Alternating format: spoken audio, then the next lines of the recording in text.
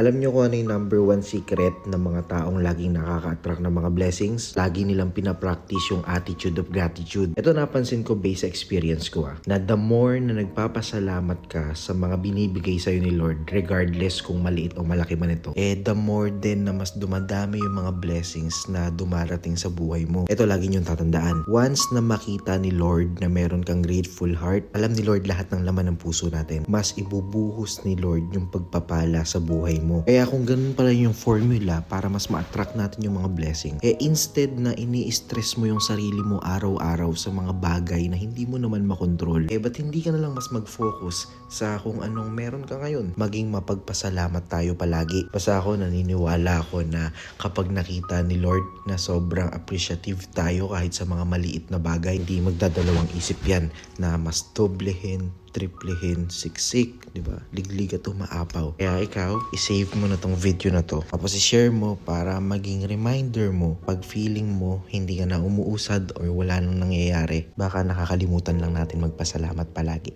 Follow me for more.